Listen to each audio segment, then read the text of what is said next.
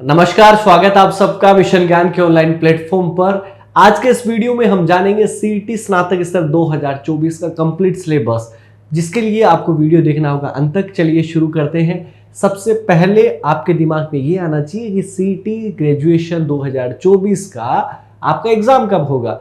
तो 11 मार्च 2024 को राजस्थान कर्मचारी चयन बोर्ड ने नोटिफिकेशन जारी किया, जिसके अंदर विभिन्न एग्जाम्स की डेट के बारे में बताया गया था। और अगर आप इसमें जाएंगे और 11 नंबर पॉइंट पर अगर आप चलेंगे तो यहाँ पे लिखा हुआ है समान पात्रता परीक्षा स्नातक स्तर 2024 का एग्जाम जो होगा वो 21, 22, 23, 24 सितंबर 2024 को यानी कि शनिवार से मंगलवार तक निर्धारित है। ये तो होगी एग्जाम की बात। लेकिन अब बात करते हैं कि क्या परीक्षा की स्कीम है और आपके एग्जाम में क्या क्या पूछा जाना है, उसको हम बहुत बढ़िया तरीके से और कंप्लीट तरीके से हम जानेंगे। चलिए सबसे पहले बात करें पेपर के अंदर तो 150 प्रश्न आएंगे। प्रत्येक क्वेश्चन आपका कितने नंबर का होगा? 2 नंबर का आपका क्वेश्चन होगा और 300 नंबर का पेपर होगा, जिसके लिए 3 घंटे निर्धारित है। इसमें मोटे मोटे तौर पे क्या पूछा जाएगा एक बार मैं वो बता देता हूं, फिर कंप्लीट सिलेबस में भी चलेंगे।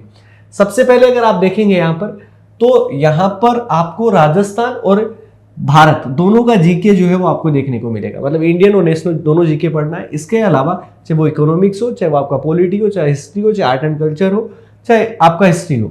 और इसके अलावा विज्ञान एवं प्रौद्योगिकी यानी कि विज्ञान से संबंधित प्रश्न पूछे जाएंगे। मैथ्स और रीजनिंग से संबंधित हिंदी, अंग्रेजी और कंप्यूटर का ज्ञान और साथ में करंट अफेयर।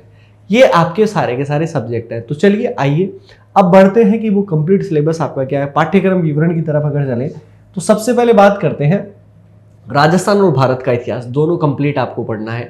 सारे टॉपिक लगभग है यहाँ पर, चाहे महत्वपूर्ण घटनाएं हो, चाहे स्वतंत्रता आंदोलन हो, 1857 की क्रांति हो, चाहे राष्ट्रीय एकीकरण हो, राज्यों का पुनर्गठन हो, इस तरीके से सारे के सारे टॉपिक आएंगे। इसके अलावा राजस्थान का इतिहास, कला, सांस्कृतिक, साहित्य, परंपरा और विरासत, सारे के सारे टॉपिक जो है वो आगे, चाहे वो सभ्यताएं हो, चाहे वो सामाजिक सांस्कृतिक आयाम हो, स्थापत्य कला हो, साहित्य हो, मेले, त्योहार, लोक संगीत, लोक नृत्य, राजस्थान की परंपराएं, राजस्थान के धार्मिक आंदोलन, संत, लोक देवता, ऐतिहासिक स्थल, प्रमुख व्यक्तित्व और एकीकरण, यानी कि राजस्थान का इतिहास पूरा का पूरा आ गया। मतलब कोई टॉपिक नहीं बचा ना। और यहाँ पर क्या पूछ लिया? कल्चर भी साथ में। अब बात करते हैं भारत के भूगोल में। भारत का भूगोल भी पूछा जाएगा, राजस्थान का भूगोल भी पूछा जाएगा। यहाँ पे अगर आप देखेंगे तो जलवायु, मानसून, प्रमुख नदियां यानी कि अफवाह तंत्र, वन्य जीव जंतु अभ्यारण्य, प्रमुख फसलें, खनिज संसाधन, उद्योग, राजमार्ग, परिवहन के साधन और बिजनेस यानी कि व्यापार, ये सारा का सारा किसमें? भारत के भूगोल में।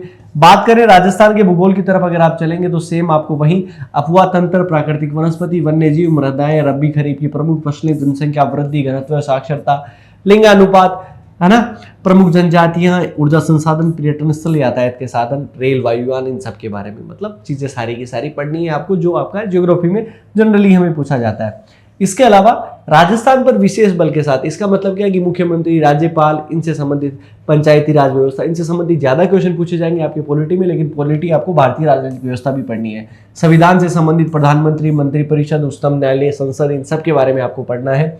मानवाधिकार आयोग हो गया, सेवा आयोग, जिला प्रशासन, राज्य मानवाधिकार आयोग, लोकायुक्त, राज्य निर्वाचन आयोग, इन सब के बारे में आपको पढ़ना है। भारत की अर्थव्यवस्था की बात करें तो ये सारा आपको भारत की अर्थव्यवस्था, इकोनॉमिक्स के सारे पार्ट, ई कॉमर्स, अर्थव्यवस्था के प्रमुख क्षेत्र, इन सब के बारे में, पंचवर्षीय योजनाओं के बारे में। राजस्थान की अर्थव्यवस्था में आपके यहाँ पर क्या है? राजस्थान की खाद्य, व्यावसायिक फसलें, कृषि आधारित उद्योग, गरीबी, बेरोजगारी, अवधारणा, इनसे संबंधित आपके प्रश्न बन सकते हैं। सहकारी आंदोलन, लघु उद्योग और इनसे संबंधित आपके प्रश्न पूछे जाएंगे। तो अगर आप देखेंगे हिस्ट्री राजस्थान की पढ़िए, आप इंडिया की हिस्ट्री पढ़िए, आर्ट एंड कल्चर दोनों का आपको पढ़ना है। इसके अलावा भूगोल आपको राजस्थान का भी पढ़ना है, भारत का भी पढ़ना है। इकोनॉमिक्स आपको दोनों की पढ़नी है, पॉलिटी आपको दोनों की पढ़नी है। इसके बाद में आगे की तरफ अगर मैं बात करूं तो डेली साइंस, यानी कि डेली साइंस में आपका क्या क्या आ जाएगा?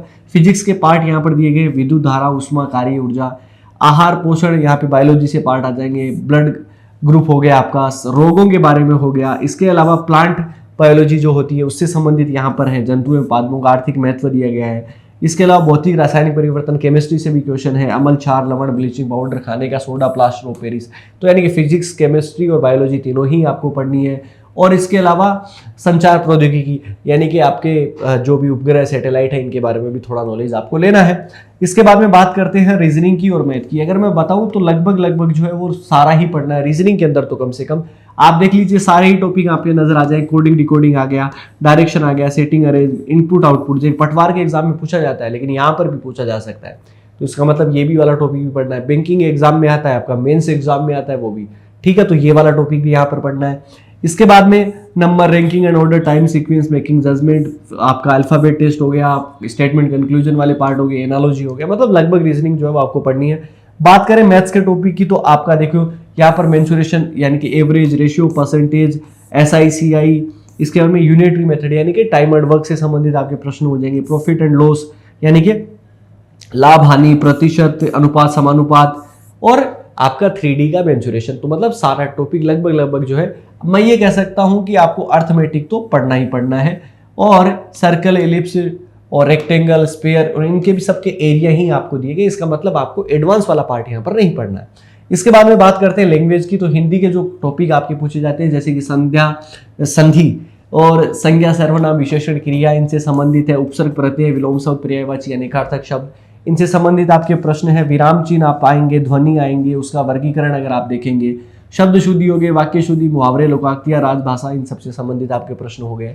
आगे की तरफ मूव करूं मैं, आगे की तरफ बढ़ूं तो इंग्लिश में आ जाएगा, जैसे कि आर्टिकल हो गए आपके, टेंस, वॉइस, नरेशन, परिपोजिशन का आपका हो गया है। इसके अलावा सिनोनिम्स एंड एंटोनिम्स हो गए हैं। इसके अलावा कॉम्प्रिहेंशन वाला पार्ट आपसे पूछा जा सकता है, और लेटर राइटिंग से संबंधित idiom and phrases, one word substitution, वाक्यांश के लिए एक शब्द जो होता है वो भी आपको पढ़ना है। आगे की तरफ बढ़े तो कंप्यूटर का काम, क्योंकि आपको RSCIT उसके लिए जरूरी होता है, तो बेसिक कंप्यूटर का नॉलेज होना चाहिए, जैसे कि इनपुट आउटपुट, आपका डिवाइसेस कौन सी होती है, हार्डवेयर, सॉफ्टवेयर, आपका रैम, रोम, इन सब के बारे में, MS ऑफिस के बारे में भी आपको नॉलेज होना चाहिए, ऑपरेटिंग सिस्टम के बारे में आपको नॉलेज होना चाहिए।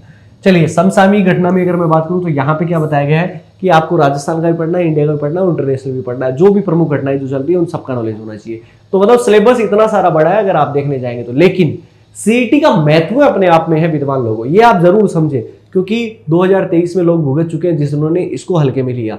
तो पहली बात तो हल्के में तो बिल्कुल ही मत लेना, CET मतलब सब कुछ है भाई, ठीक है ना, CET अगर है तो ही बात बनेगी, पहली बात तो ये है। और इसके अलावा ये है कि आप मिशन ज्ञान पर भी CET की तैयारी कर सकते हैं। कैसे? हमारे पास में अगर आप इसी चैनल पर अगर आप देखेंगे, प्ले लिस्ट में जाएंगे तो हर सब्जेक्ट के आपको टॉपिक वाइज चीजें जो है वो मिल जाएगी, वहां से आप जाके पढ़ सकते हैं, और समय रहते आपके लिए बैचेस की भी घोषणाएं जो है वो हो ही जाएंगी। तो उम्मीद है कि आज के वीडियो में जो मैंने आपको जानकारी दी है वो आप सभी के लिए लाभदायक साबित होगी। फिर मुलाकात करेंगे ऐसे ही एक इंफॉर्मेटिव वीडियो के साथ। ख्याल रखिए, सुरक्षित रहिए और जुड़े रहिए। जय हिंद, जय भारत, जय राजस्थान।